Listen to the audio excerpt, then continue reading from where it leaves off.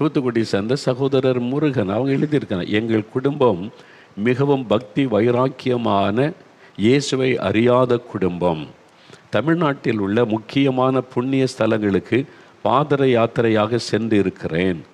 காலையில் எழுந்தவுடன் என்னுடைய தெய்வத்தை வணங்காமல் எங்கும் செல்ல மாட்டேன். நான் அப்படி தான் இருந்தேன் 14 வயசு வரைக்கும். சென்னைக்கு போன பிறகும் காலையில் எழும்பி குளித்த உடனே ஈர ட்ரெஸ்ஸோடு போய் முதலாவது சாமி கும்பிடுவது, சாஸ்தாங்கமாக விழுந்து கும்பிடுவது, அதெல்லாம் கற்றுக் கொடுத்தாங்க.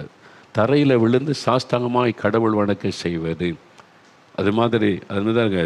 இந்த நிலையில் சென்ற வருடத்தில் என் மகள் 6ஆம் வகுப்பு படிக்கும்போது, 6வது வகுப்பு படிக்கிற மகள், 6 வகுப்புன்னா 12 வயசு இருக்கும், அவ்வளோதான். என்ன நடக்கிறது பாருங்கள். அவருடைய மகள் 6வது வகுப்பு படிக்கும்போது அவருடைய நடவடிக்கைகள் திடீரென எல்லாம் மாற ஆரம்பித்தது.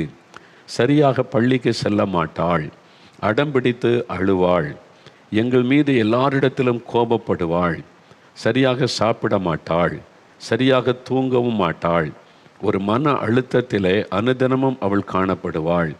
என் மகளின் இந்த பிரச்சனை தீர்க்க பல கோயில்களுக்கு சென்று பரிகாரம் செய்தோம், காணிக்கை கொடுத்தோம், நான் வணங்கின எல்லா கடவுளிடமும் வேண்டினேன். எந்த ஒரு பலனும் கிடைக்கவில்லை. ஒவ்வொரு நாளும் என் மகளை நினைத்து வீட்டில் நிம்மதி இருக்காது. வீடே இருள் அடைந்தது போலத்தான் எப்பொழுதும் இருக்கும். ஒரு 12 வயசு குழந்தை கடவுளை தேடலையா, நம்பலையா? எல்லாம் இருந்ததே, பக்தியாக தானே இருக்கிறாங்க, பணம் செலவு பண்ணுறாங்களே கடவுள் வணக்கத்துக்கு.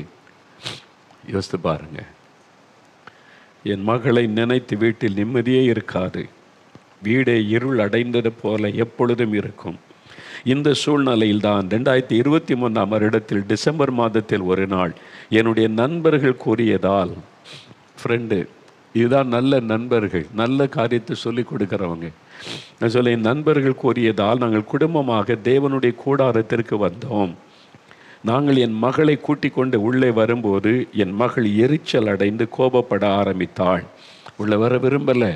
அதுக்கு பின்னால் இருக்கிறது ஒரு ஆவி அந்த சின்ன பிள்ளையை வாதித்து கொண்டு இருந்தது. 12 வயசு பிள்ளைக்கு என்ன தெரியும்? படிக்கிற பிள்ளைய பிசாசு இன்னைக்கு அந்த அளவுக்கு மக்களை கொடுமைப்படுத்தி கொண்டு இருக்கிறான். கோபப்பட ஆரம்பித்தாள். தேவனுடைய கூடாரத்தின் ஜெபமயத்தில் வைத்தில் தேவ ஊழியர் ஒருவர் எங்கள் குடும்பத்தை விசாரித்து ஆலோசனை கூறி என் மகளுக்காக பாரத்தோடு ஜெபித்தார்கள்.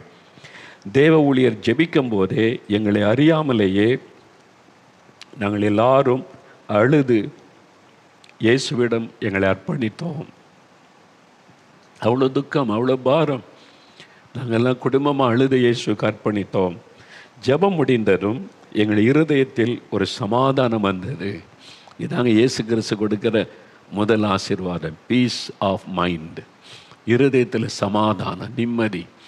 பிரச்சனை இருக்கும், போராட்டம் இருக்கும், ஆனால் நிம்மதி. இயேசு கூட இருக்கா, பார்த்துக்குவார், அந்த நிம்மதி இருக்கும். சொல்கிறாங்க, பெரிய ஆச்சரியம். வீட்டுக்கு சென்ற பின்பு அன்று இரவு என் மகள் நன்றாக தூங்கினாள். உடனே விடுதலை. என்னைக்கு ஜெபிச்சாங்களோ, இயேசுவேன்னு அழுது கூப்பிட்டாங்களோ, உடனே விடுதலை. அன்றைக்கு அந்த மகளுக்குள்ளே மாற்றம். நன்றாக தூங்கினாள். மறுநாளில் நன்றாக சாப்பிட்டாள். அதன் பின்பதாக என் மகளுக்கு எந்த ஒரு பிரச்சனையுமே வரவில்லை. மேலும் நான் 10 வருடமாக குடிப்பழக்கத்திற்கு அடிமையாக இருந்தேன். இவ்வளோ பக்தி, ஆனால் குடியை விட முடியல. இப்படி தான் இன்றைக்கி குடியிலிருந்து விடுதலை கொடுக்க முடியாத கடவுளை தான் இன்றைக்கி நம்ம தேடுகிறோம், இல்லை? யோசித்து பாருங்கள், இவ்வளோ பக்தி இருக்குது, 10 வருஷம் மதுபானத்தை விட முடியல. அவர் அந்த சகோதரர் சொல்கிறார், அடிமையாக இருந்தேன், அன்றைய தினத்திலிருந்தே குடிப்பழக்கம் போய்விட்டது. ஐயா யோசிங்க, இதுக்கு மேலேயும் நீங்கள் வைராக்கியம் அப்படி தான் இருப்பேன்னா நீங்கள் தான் யோசிக்கணும். இவ்வளோ பக்தி உள்ள சகோதரன் 10 வருஷமாக மதுபானம் அதை விட முடியல. என்றைக்கு இயேசுவேன்னு கூப்பிட்டாங்களோ, குடும்பத்தில் மகளுக்கு சுகம், குடி பழக்கத்திலிருந்து விடுதலை. இப்பொழுது நாங்கள் குடும்பமாக இயேசுவை ஏற்றுக்கொண்டோம். எங்கள் வீடு இப்பொழுது இயேசுவின் வீடாக மாறிவிட்டது. எல்லா மகிமையும் இயேசுவுக்கே. ஏன் காசு கொடுத்தாங்களா? மோகன்லாஸ் காசு கொடுத்து மாற்றினாரா? நான் அவங்கள பார்க்கவே இல்லை.